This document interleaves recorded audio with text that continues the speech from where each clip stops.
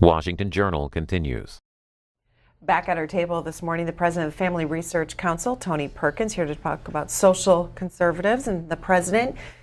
We heard from the president this week that he will announce his pick for the Supreme Court on Thursday next week. What are you hoping, what are you hearing about who this pick will be? Well, first we know that the president is going to pick off the list that he presented during the campaign, the two lists that have a total of 21 names. That they have assured us and the public that that's going to take place. But also the president has been very clear on the type of justices that he would appoint. Those that are strict constructionists, they're constitutionalists, they're going to not find things in the shadows of the Constitution, but interpret the words as they were intended. And he added, for the first time ever, a Republican nominee saying that he would appoint pro-life justices. That was very, very significant. In fact, I think in the third debate in Las Vegas, when he drove that point home, I think that was really where he closed the deal with social conservatives across the country in his bid to become president. We've heard that this list has been shortened to 3 names, and let me just read them. Judge Neil Gorsuch, who is the 10th Circuit Court of Appeals judge, Judge William Pryor, who sits on the 11th Circuit Court, and Judge Thomas Hardiman on the 3rd Circuit Court. Tell us about these gentlemen. Would you be happy with any of these 3? I mean, all 3 have some very positive aspects. We've looked through their cases, and of course, being on the appellate court, they all have extensive records, and I think that's important. I think it's important that we have a Supreme Court justice that we know where they stand on these issues in terms of their judicial philosophy, because that's the other aspect that the president has made very clear. He wants someone in the mold of Justice Scalia, who, interpreted the Constitution. Their judicial temperament is very important. All 3 have positive aspects. I think Pryor has a couple of decisions that some have raised issues about. Gorsuch has a good, extensive record on religious liberty issues, on the life issue, as well as Hardiman, both having very good records on those issues. Again, when we say good record, interpreting the Constitution as an originalist. Those are the qualities, the judicial philosophy that the president stated he was going to pursue. And to his credit, that is exactly what he's done every step of the way in this first week, is that he has, starting with his inaugural speech that many criticized, it was a continuation of his campaign. And I guess that takes people by surprise, because normally politicians change a little bit once they win election. Well, we're going to dial that back a little bit. He's continued saying and doing the things that he said he was going to do. What about when he actually makes the announcement? Of course, there is, he has to be confirmed by the Senate, and there is remarks made by the Democratic leadership in the Senate, Chuck Schumer of New York, that this candidate needs to be mainstream. It doesn't sound like these 3 judges are, in the mainstream of what Democrats would like. So if there is a battle to get him confirmed by the Senate, what is the role of your group, and will you step into that and put money behind it? Well, first off, we have to work with definitions. Who's defining mainstream? I'm not sure that Chuck Schumer and I have the same definition of mainstream, nor does Chuck Schumer and the president and Mitch McConnell, who is the leader in the Senate, who has been very clear that the president's nominee will be confirmed. Now, Mitch McConnell is one who is very precise in his words. He doesn't just go off and say things. When he says something, he is going to follow it through. And so it's going to be a battle. It's going to be a battle royale, but it will be I think the president will get his nominee confirmed. And groups like ours, as we did with Justice Alito, when President Bush made that nomination, we worked with Senator Frist, who was the majority leader in the Senate, and we helped get him confirmed. So yes, we, along with other organizations, if it is one of the justices that we are completely committed to, will help move the grassroots to help the president and the Senate, the Republicans in the Senate, gain the confirmation of that Supreme Court justice. I want to invite our viewers to be calling in as well with your questions and comments here from Mr. Perkins. Democrats 202-748-8000, Republicans 202-748-8001, and Independents 202-748-8002. Let me also get your reaction to action that took place in the House, passage of an abortion bill. Right. I want to get your reaction to what Minority Leader Nancy Pelosi, Democrat of California, had to say about this bill. I'm a Catholic. I have 5 children in 6 years. Anybody have standing on the issue? And I think that there has not been taxpayer dollars spent on abortions. You know that. So this is fraudulent. It's fraudulent, and what they're doing is making it more dangerous so that people can't spend their own dollars in the exchanges to have access to reproductive rights. So we will fight that. Mr. Perkins? Well, I have 5 children, and my wife had them. I helped, though. And I think I can speak to this issue. I mean, the life issue is a very important issue. Again, it's an issue that Donald Trump had campaigned on as a pro-life candidate. What this bill did was simply take the Hyde Amendment, which was passed back in 1976, to separate taxpayers from being forced to fund abortions. Now, we know that in the Obama exchanges, while they used an accounting gimmick, there was taxpayer money going to subsidize abortion in these health care plans. What we're doing, and the vast majority of Americans are supportive of that. I mean, this is where you're at 70% of Americans. While some may support abortion, we're divided. You know, it goes back and forth every other year.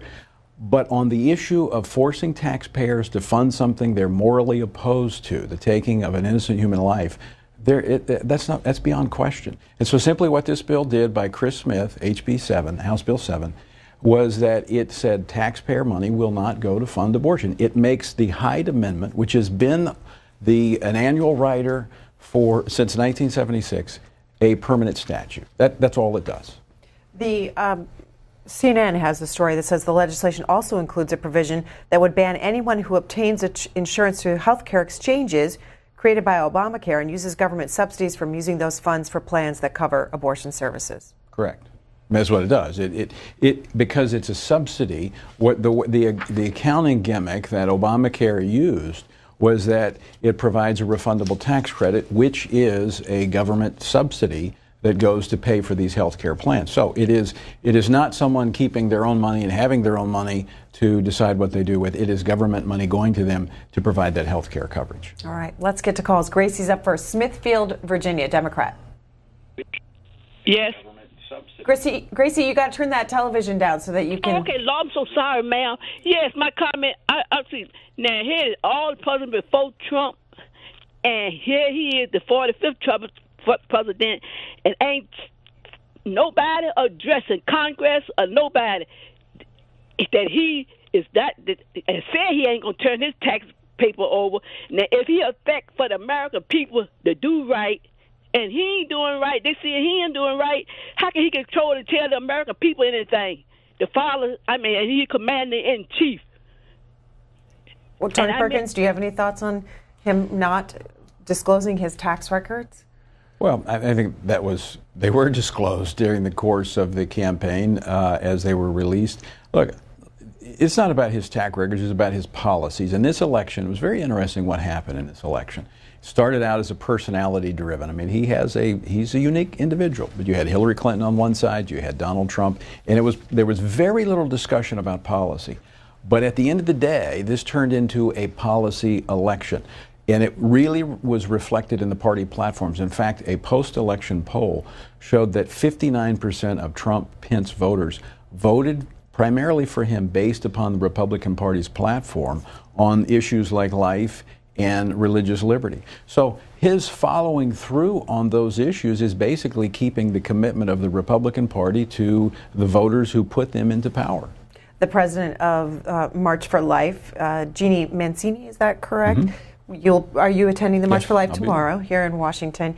This is from the Washington Post. It says that Mancini brightly rattled off her 4 demands for Trump and the new Republican Congress: appoint an anti-abortion justice to the Supreme Court, make the Hyde Amendment, which bans federal funding for many abortions in the United States, into a permanent law rather than the one-year provision that has been extended each year, pass a law banning abortion nationwide after 20 weeks of pregnancy, and stop all federal funding for Planned Parenthood unless the organization were to somehow stop performing abortions. And Mancini wants to see it all accomplished immediately. Well, we're on our way. I mean, you said House Bill 7, taxpayer funding of abortion, making that permanent. The president has committed to a pro-life justice. We're going to see that next Thursday. The reconciliation bill will defund Planned Parenthood. The 20-week, basically a 5-month after 5 months, you can't have an abortion when a child feels pain. That is making its way through Congress. The House is going to have a vote on that. So, yeah, I think people are shocked at the speed by which this president is moving forward, not just on the social issues. I mean, that's just a couple of the issues. National security issues. Where his passion is the most is on the economic issues. Canceling the trade agreement, going to negotiate new trade agreements, the pipeline. I mean, he's creating jobs, but he's also, he's going, again, you want to know what this president's going to do? Look at what he campaigned on, and that's exactly what he's doing. We'll go to Severna Park, Maryland. Damien, Independent. Hey, how you doing this morning? Morning. Morning, C-SPAN.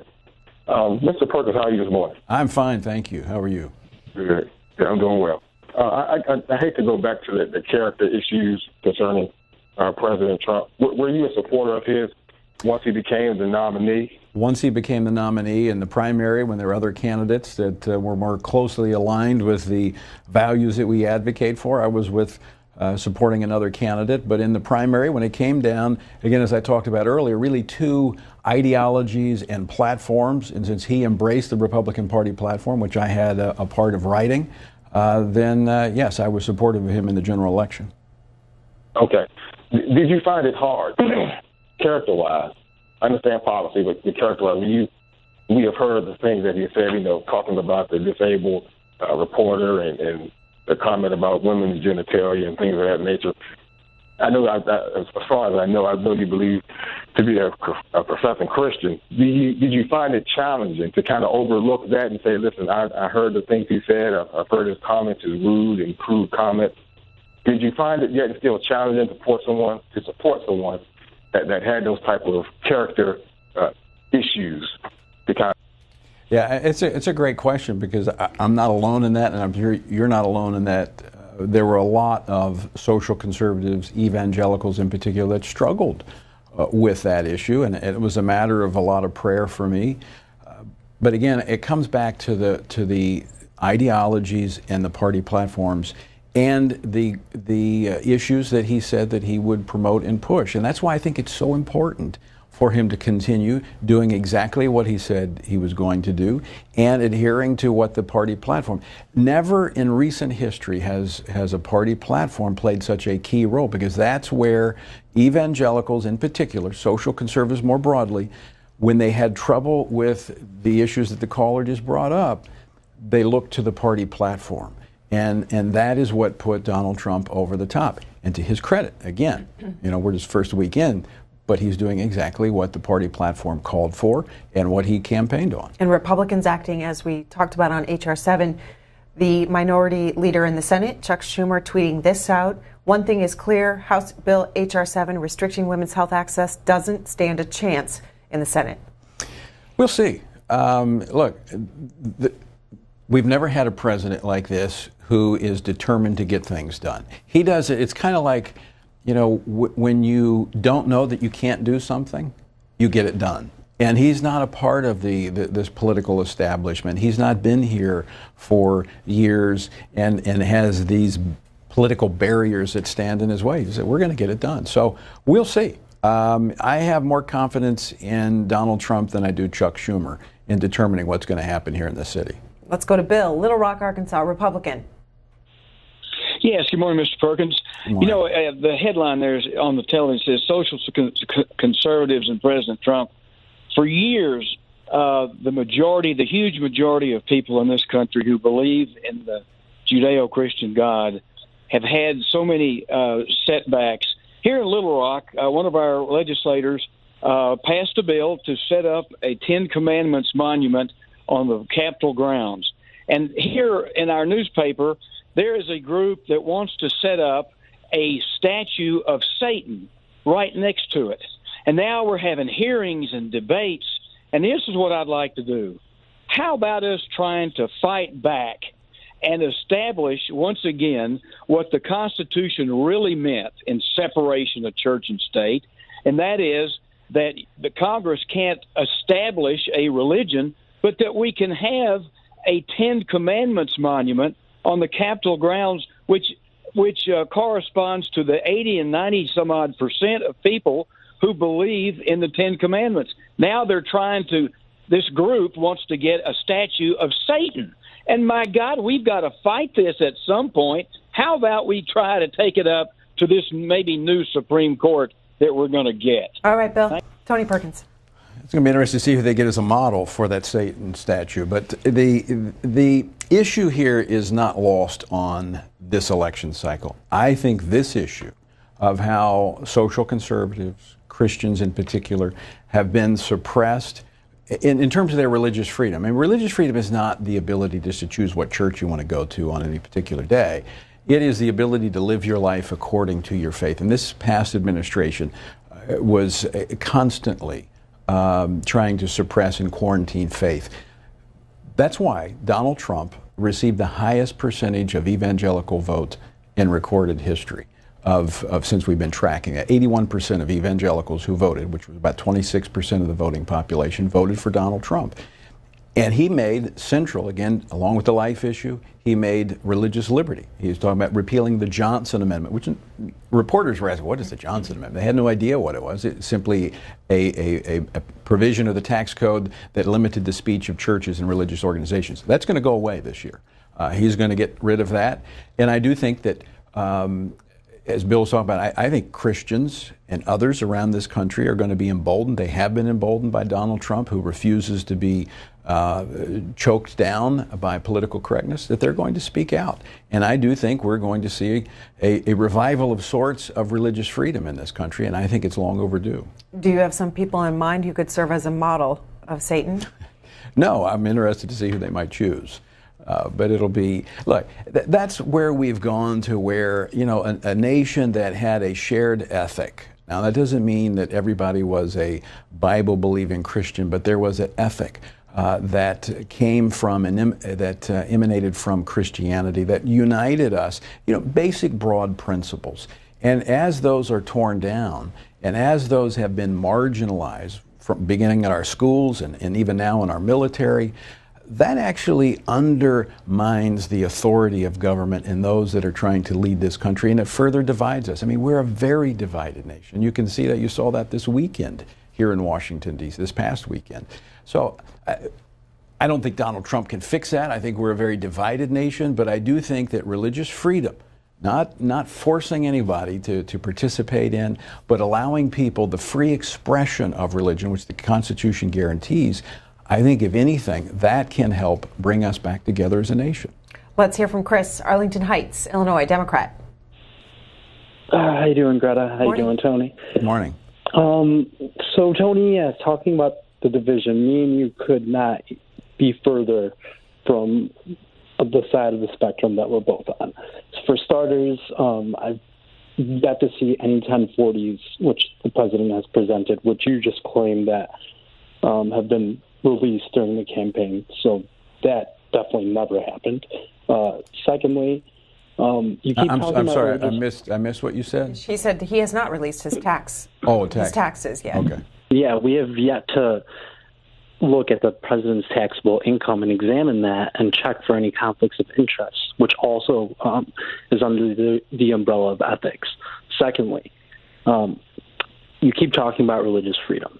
You keep talking about originality when it comes to the Constitution. And I understand those things. But how does banning Muslims from coming into this country play into that? It just doesn't seem sensible when you're looking at the Constitution itself, specifically the First Amendment of the United States Constitution. So I would like to hear your response to that. And as well, sure. The Senate's going to kill any bill that's going to try to stop abortions within this country. If you don't believe Chuck Schumer, I would take a second, step back and think about it, because the Senate is where this country is going to be controlled for the next 4 years, and that's where the buck stops.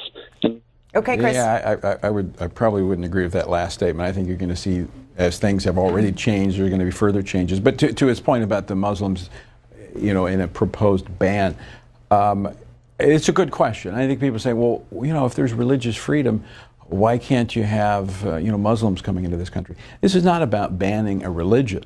It's about banning those that are putting it's not an overall ban. It's just letting us vet those, extreme vetting, those that want to come into this country that have a propensity to undermine, destroy, and attack America. All Muslims do? No, but how many Baptists have committed terrorist attacks in this country? We haven't. It's not all Muslims are terrorists, but all the terrorists we've seen so far have been from the Muslim faith. And we're talking about regions of the world that are producing these. Look, religious freedom stops when you start to undermine the country and the Constitution itself. It's ordered liberty that we have. And so religious freedom is not the ability to do anything you want when it comes to threatening the lives of other people. And so the president is simply saying, look, we need to vet those from these countries that are producing terrorists that threaten our national security. I think it's the wise thing to do. I think it's a prudent thing to do. And I think it's, as he stated, a pro-American. And I think it is time that we put America first again. Columbus, Georgia. Mike, a Republican. Yes, I just wanted to make a comment on, as far as getting things done. A lot of people don't realize when President Obama was elected, they didn't like what was going on and they wanted change. And obviously, that didn't happen. And, there's a lot of people, that's why, President Trump was elected, was because people wanted things done. And now they're actually getting done. The way I look at it, more has been done actually before he was even president than in the past 4 years as far as bringing jobs to America and getting things done. And, as far as all the social, I could care less about tax returns. I could care less about what President Clinton did in the Oval Office. But he was a good president and he got things done. All right, let's get Tony Perkins' view. Well, I would take a little different view of that. I actually think that Barack Obama did get a lot of stuff done. It just wasn't good stuff. I mean, he, especially in his first 4 years, he drove a lot through. As he polarized the country more politically, he didn't get as much done, although he used, as he said, the pen and the phone to do quite a bit. And that's actually what Donald Trump has been cleaning up in these first few days, is undoing a lot of those executive orders because the president did not go through Congress. Now, having said that, I believe there were times when Barack Obama exceeded the true limits of what he could do by executive order, and because he couldn't work with Congress like he did on some of the immigration issues.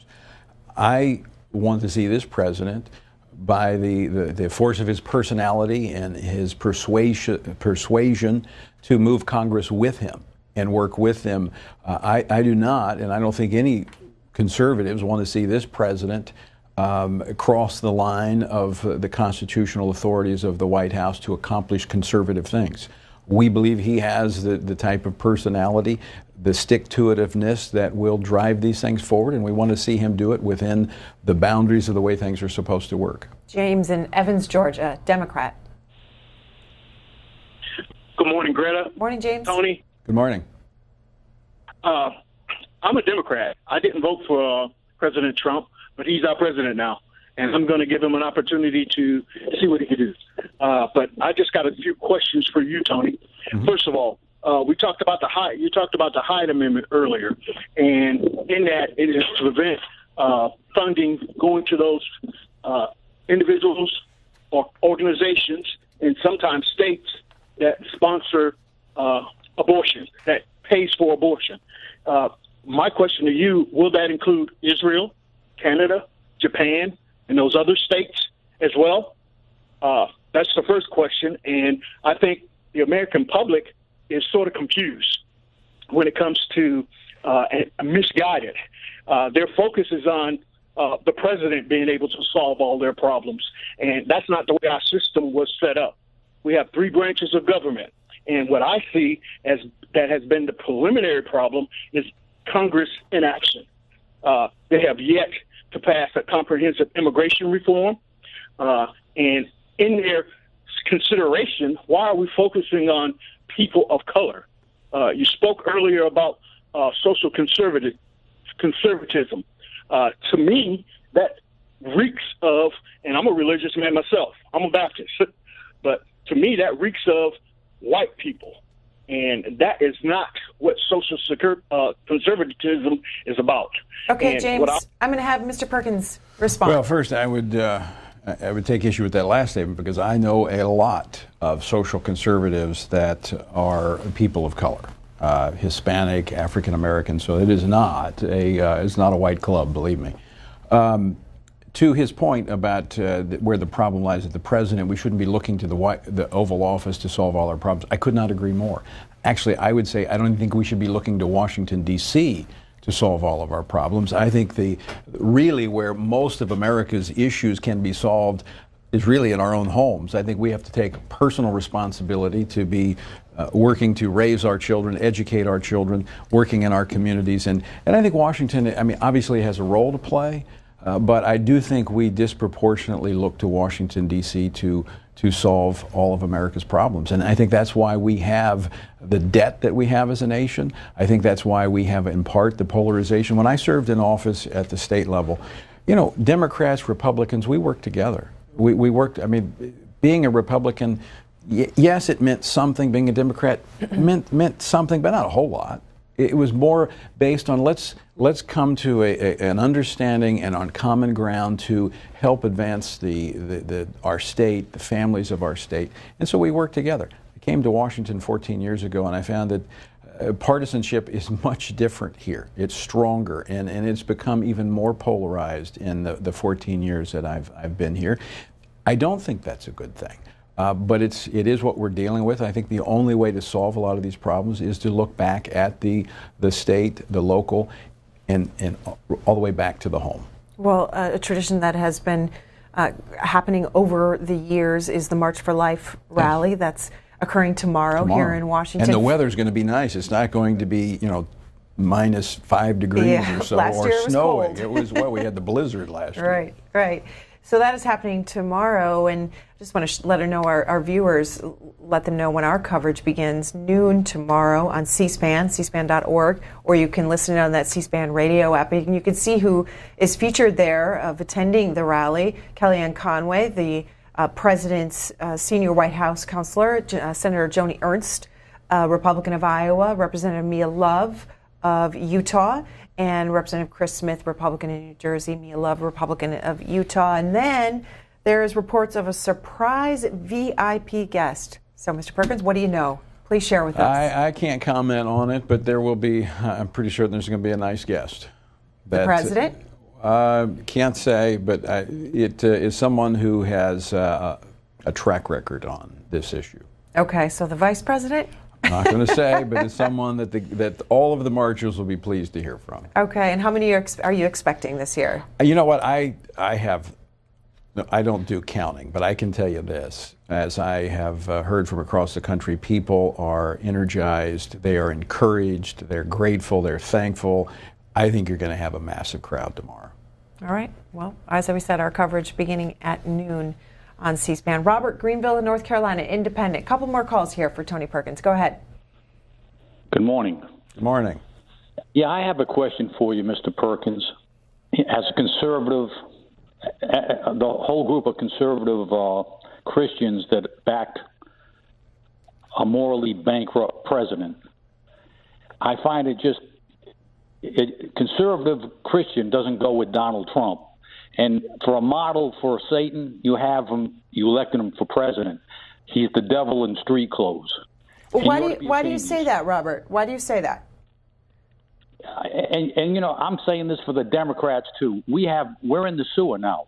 This man should have never been allowed to get as far as. He shouldn't have been there in the first place. But Robert, why do you say that about the president? Why? Why? Because everybody that's close to him knows it, and the people, even if the Republicans know, we know what he is. And the people closer to him, they should be more ashamed of themselves because they're allowing him to ruin our country. Well, let me just ask you a question, though, about that, Robert. Oh, I'm sorry. We lost him? Yep. Okay. I mean, look, we have a choice. The choice in the general election was between Hillary Clinton, whose party platform actually, for the first time, called for taxpayer funding of abortion. It specifically named Planned Parenthood and expanding its support of Planned Parenthood.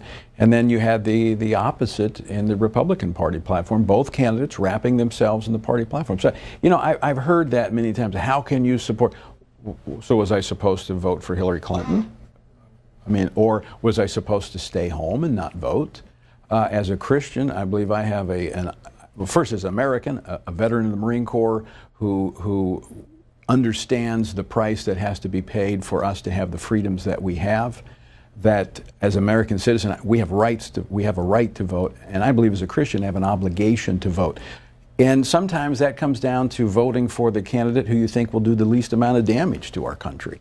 But in this case, when we looked at the platforms, we look at the ideologies, yes, there were concerns about the personal aspects of both candidates, but it came down to looking at the ideologies and the platforms. And so it wasn't a choice. It was very clear that Donald Trump was the candidate. And I make no apologies for supporting him in the general election. Glad to do so, and glad to be a part of helping mobilize Christians across the country to support him and put him into the White House.